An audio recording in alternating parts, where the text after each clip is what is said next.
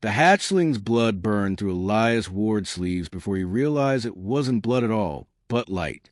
It pulsed between his fingers in slow, dying beats, a bioluminescent rhythm that matched the frantic thud of his own heart as he ran to the docking ring of Kestrel Station. Alarms screamed overhead. Red glyphs strobed across steel walls, and every security drone in the ring was turning toward him. He should have dropped the creature. Any sane human would have. But the hatchling whimpered, a sound like glass chimes breaking underwater, and Elias tightened his grip instead. That was the moment everything began to unravel. Kestrel Station floated at the edge of human-controlled space, a neutral trade hub where 27 species tolerated one another under fragile treaties and thicker weapons. Elias had been a xenobiology courier, the kind of man who transported samples and secrets no one wanted traced back to them. He knew the rules. No unauthorized life forms. No biological interference. No exceptions. Yet here he was, sprinting past stunned merchants and armed sentinels, clutching a creature the galaxy officially classified as myth, a Dravari hatchling. But that was only the beginning. The hatchling was small, barely the size of a human infant, its body wrapped in iridescent membranes that shifted color with every labored breath. Translucent wings trembled uselessly against its sides. Its eyes, too old, too knowing, flicked up to Elias's face. And in that gaze, he felt something impossible. Recognition. What do they do to you? Elias whispered, ducking into a maintenance corridor as plasma bolts scorched the air behind him.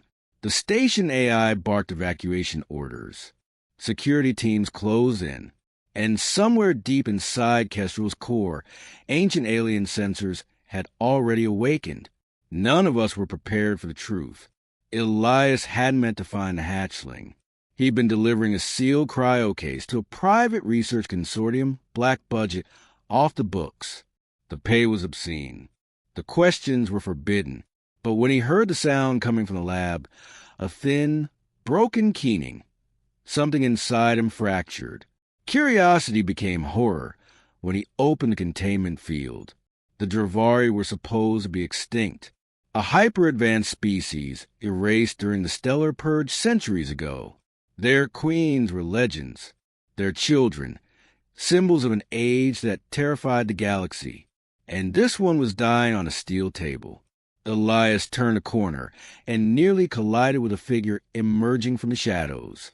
She didn't flinch. She simply watched him. She was tall, willowy, draped in a dark travel mantle that concealed her features. Her eyes glowed faintly violet beneath the hood, an affectation common among high-born aliens, or so Elias assumed in that instant. "Stop," she said softly. The word hit him like a command encoded into his bones. His legs locked, his breath caught. The hatchling cried out again, and the woman's composure shattered for half a heartbeat. Fear, raw, ancient, maternal. "What have you done?" she asked, her voice trembling despite its calm. Elias swallowed. "I'm trying to save it." Her eyes snapped to his. Something vast moved behind them, like a star waking up. "That creature," she said slowly, "is not in it." What I saw next changed everything.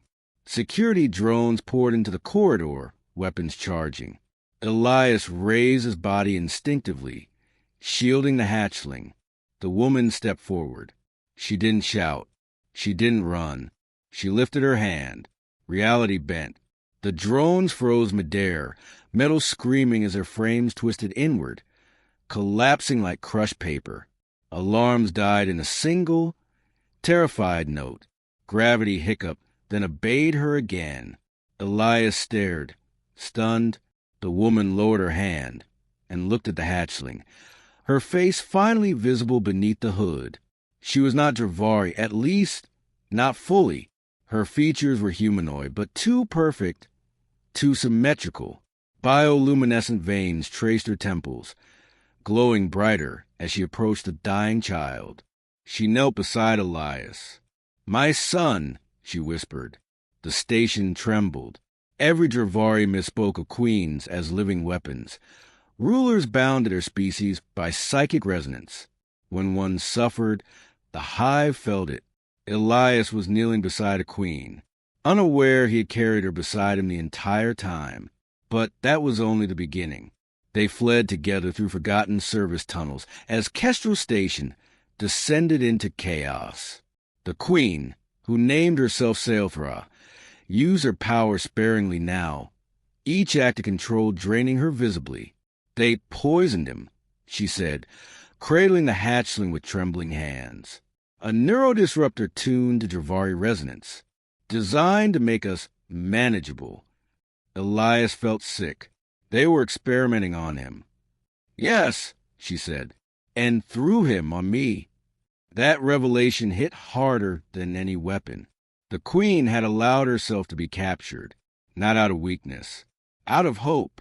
My species is scattered, Sael'thra said as they hid within a cargo bay. The hatchling's light flickering weaker with each breath. I needed allies. I believe humans might be different. Elias laughed bitterly. You picked the wrong station. She met his gaze. I picked you. The words settled between them, heavy with implication. Every 2 to 3 paragraphs. The truth pressed closer. The hatchling convulsed, a sharp cry tearing from his throat. Elias held him as Sael'thra worked, her hands glowing as she tried to purge the poison. It wasn't enough. I need a neural anchor, she said, voice cracking. A compatible mind to stabilize his resonance. Elias didn't hesitate. Take mine. She froze. You don't understand.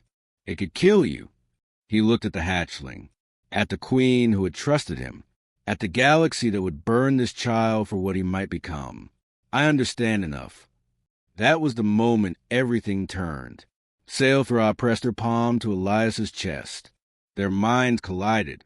He felt her grief, centuries of loss, the extinction of worlds, the silence of hive that once sang across the stars. He felt the weight of a crown forged in fire and betrayal. And she felt him. A single human life. Small, fragile, stubborn. Human emotion flooded her. Empathy without logic, compassion without gain. The hatchling's light flared, then stabilized. Around them, the station's ancient Dravari sensors activated fully, broadcasting a signal that rippled through subspace like a scream. The galaxy heard it. None of us were prepared for what came next. Warships dropped out of hyperspace within minutes. Human, alien, corporate. Everyone wanted the queen. Everyone wanted the child. Kestrel Station became a battlefield. Elias stood at the heart of it, connected to a being who could unmake fleets, feeling her rage coil like a supernova. Let me end them, Sael'thra whispered. Let me show them why they feared us. Elias felt the temptation, felt how easy it would be, but he also felt the hatchling's fragile pulse. No, he said. If you do, you prove them right. Silence stretched. Then Sael'thra nodded. Together, they did something no one expected. They surrendered. Act 3 came not with explosions, but with a chamber of light. Before the gathered powers of the Accord, Sael'thra revealed everything. The experiments, the poison, the attempted enslavement of her species.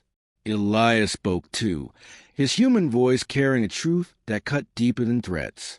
This child isn't a weapon, he said. He's a choice. And so are we. The galaxy listened, because the Queen allowed them to. In the end, Kestrel Station survived. The consortium was erased.